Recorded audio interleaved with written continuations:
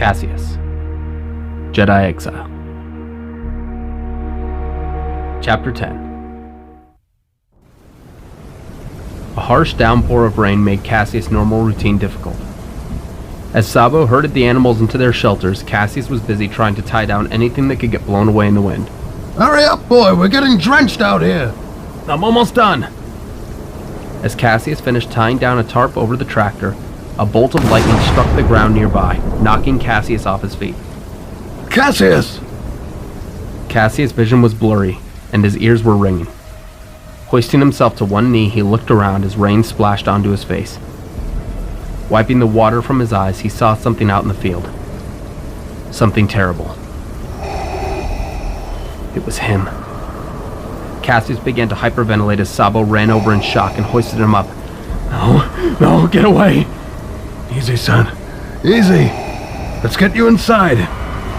Sabo dragged him into the house and set him on the table, checking his pulse and looking at his arm. The lightning had spread when it struck and singed his skin. Hang in there, son. Sabo ran to the cupboards and grabbed supplies. Cassie's head was completely fuzzy as he slowly passed out. In his mind, he was back inside the temple. Bodies littered the floor.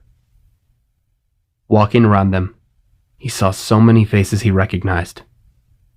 Master Yoda, Master Plo, Master Takai, Sarah. He wanted to wake up, but he couldn't.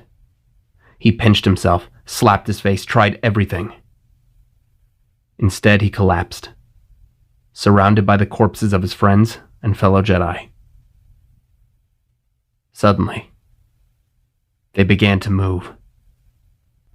Caseus looked over his shoulder and saw the decaying corpses begin to stand and walk towards him.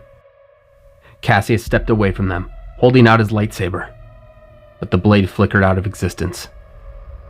From the corridors, more Jedi corpses arose and began to encircle him as he ran and made his way to the outer terrace. He was trapped as his fallen friends crept closer. Caseus backed up towards the ledge as they lunged for him. Losing his footing, he fell, colliding with the ground. He opened his eyes and saw himself back on Artus, surrounded by the sickly green pools of acid. He had to wake up. He had to. Without warning, a hand plunged forth from the acid, causing him to fall on his back. From the hellish pool arose Corbin, skin melted and hanging off in soggy clumps. His eyes were filled with hatred. Lunging forward, Corbin grabbed Caseus by his throat and began holding his face closer to the acid. You left me! Caseus screamed as Corbin forced his entire head under the surface, the acid filling his mouth and eating away at every inch of his skull before his eyes were gone, and he saw no more. Caseus' head shot off his pillow as he looked around and saw Sabo and Kala sitting nearby. "Caseus, you're awake!" Caseus put his hand to his face and sighed in relief. What happened? You're lucky to be alive, son. A few inches to the left and that lightning strike would have killed you. Caseus looked down at his arm and saw it resting in a large bowl filled with water and different plants and herbs. "Are you okay?" Caseus closed his eyes. Yeah, I'll be fine. "Where's Liara?" "She's back at home with her uncle. I came as soon as Sabo called." Caseus looked at the bowl of water. "What's this stuff?" Old healing remedy. Should fix you up about as well as Bacta, but it'll take a day or two.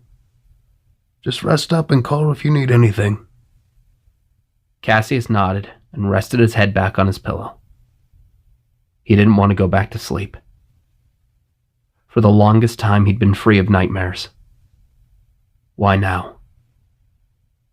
That feeling was back, telling him that something was wrong. A few hours later, Caseus heard the door open, as Kala stepped inside holding a bowl of stew. "You should eat something." Caseus nodded and slowly sat up, wrapping his arm in a cloth soaked in the healing liquid. Sitting beside him, Kala handed him the bowl.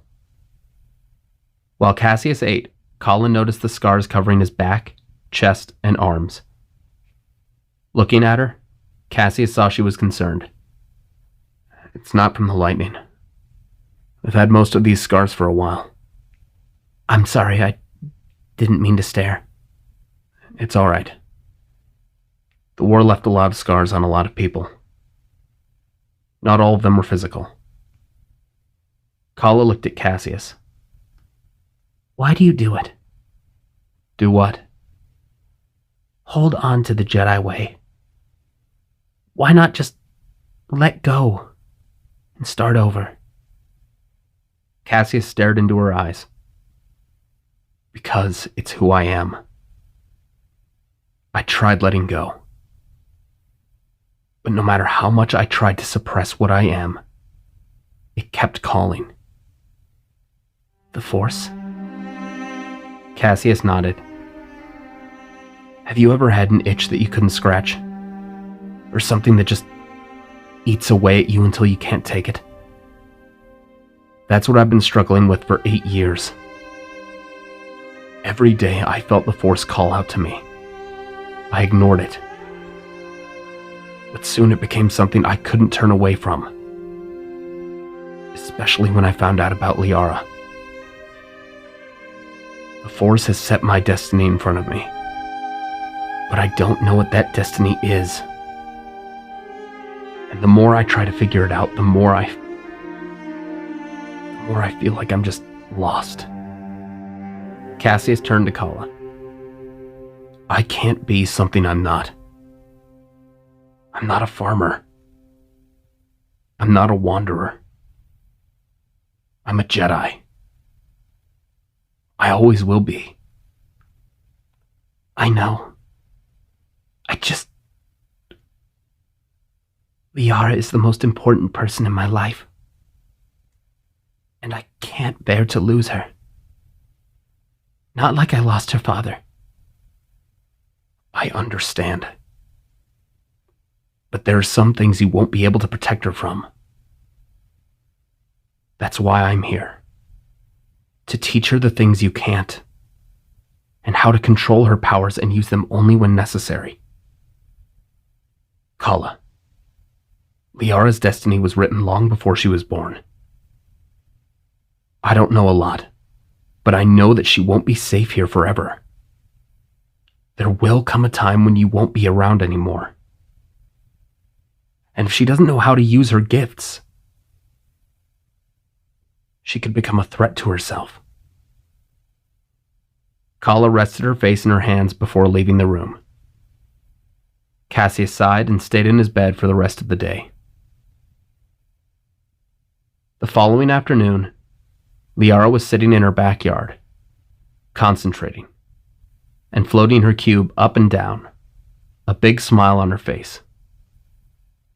Suddenly, she felt cold and scared. She didn't know why. Running inside, she went to Kala, who was sitting and writing something on a piece of paper. Mom, something feels bad. Are you sick? I don't know. As Kala felt Liara's temperature, from outside she could hear people gathering around as audible gasps and murmurs filled the air. Looking out the window, Kala saw why. Approaching from the sky was a black starship, accompanied by 2 small shuttles. Kala's heart sank into her stomach. These were Imperial crafts. They soon landed right at the center of the marketplace, as merchants and farmers quickly moved their wares and stood by their stands in fear. With a loud hiss, the black shuttle landed, and the ramp opened, as Shara stepped out accompanied by stormtroopers on either side of her. Her sleek, black cape flowed gently behind her, as she gazed out upon the terrified villagers through her helmet's visor. The air was deathly quiet as she stood for a few moments, surveying the area. Then she spoke. Greetings, citizens of Dantooine. I come on behalf of the Galactic Empire. You see, it has come to my attention that your lovely little community is in grave danger. She stepped forward and wiped a bit of dust from a merchant's table, before staring back at the crowd. You see, For years now, a dangerous fugitive has been living right under your noses.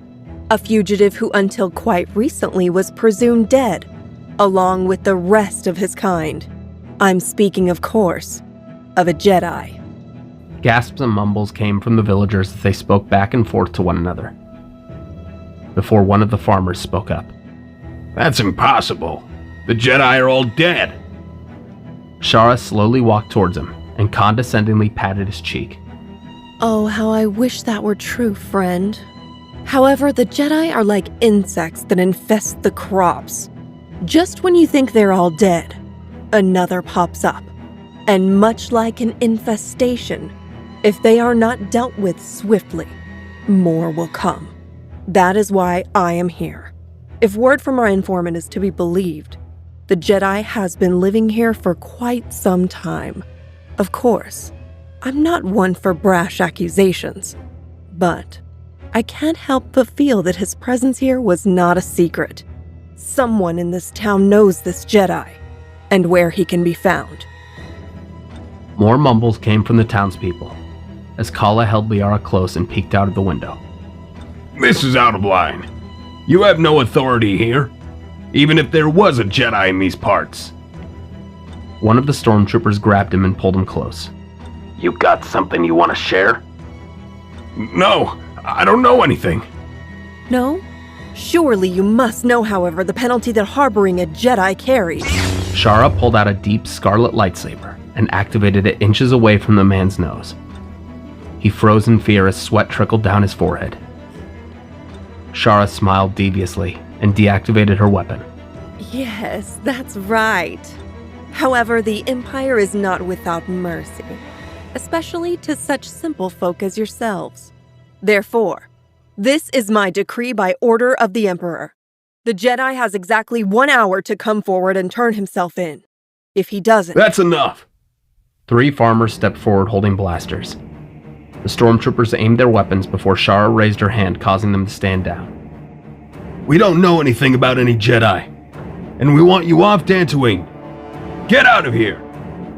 Shara tilted her head slightly and sighed before reaching out with the force and instantly snapping the necks of 2 of the farmers as the third fired at her, only for her to deflect his shots with her blade and pull him through the air towards her, impaling him through his heart as the villagers screamed and Kala watched in horror, keeping Liara's eyes closed. Do I have your attention now? Come forward, Jedi, lest you have these people's blood on your hands.